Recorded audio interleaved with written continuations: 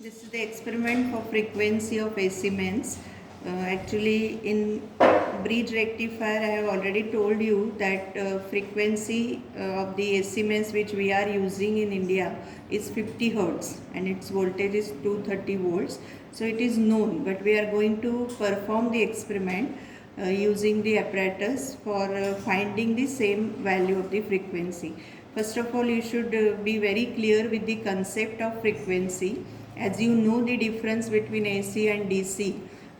For AC, which is the periodic signal or the signal which is changing with time, we can understand the number of cycles per second in terms of the frequency. Its unit is Hertz. It is again the name of the scientist, but it means how many cycles are there per second.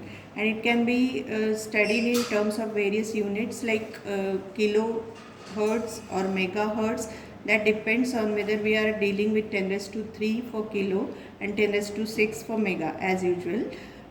This is the circuit which you are observing. It consists of a transformer as a source. After the AC signal, it is connected over here. You can see this is the applied AC, this is the transformer, primary and secondary, and then this is the rheostat. There are 3 terminals we are using. Out of those, this is the fixed one, this is the variable one, and this is sonometer wire. Actually, the concept of this particular performance of the experiment, you can understand it with the help of this circuit accessories here.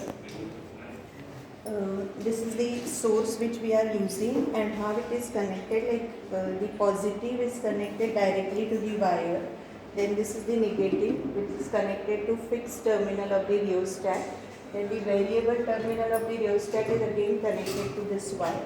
Now this is the magnetic field, horseshoe magnet we are applying over here, and what we are going to observe is basically the resonance. Now for that you should be very clear with what is resonance.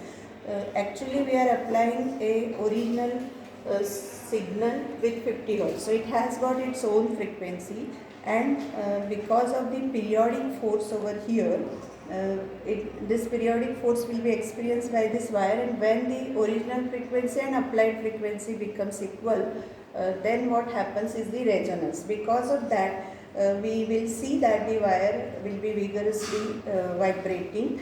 Just to see those vibrations clear, we have just attached this over here. Now for performing the experiment, actually we are applying the different mass.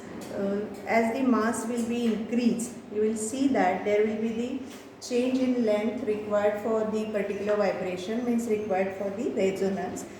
Obviously the graph also is the linear one, we will see it at the end, but before that let us see what happens actually.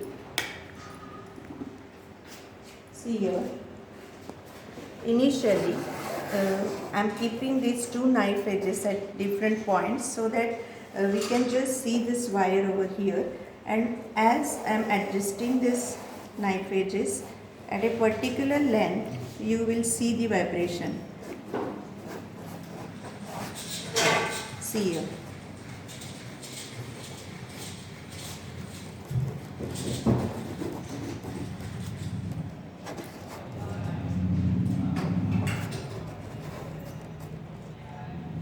See the vibrations.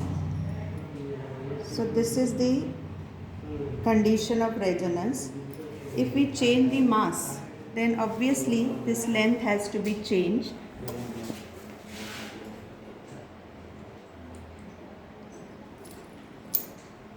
See here, now the mass is increased, so there are no vibrations. So obviously again we will have to change the length. See here, now at the higher length means the difference between these two knife edges, the distance.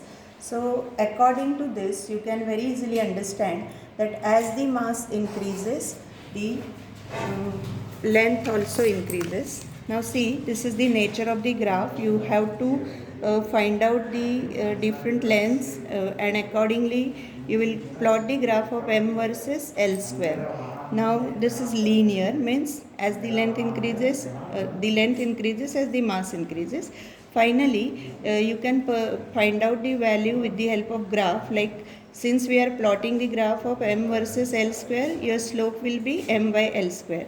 So finally, when you substitute the slope in this formula, you will obtain the frequency. G is the gravitational force, 980 here. So this frequency will get in hertz.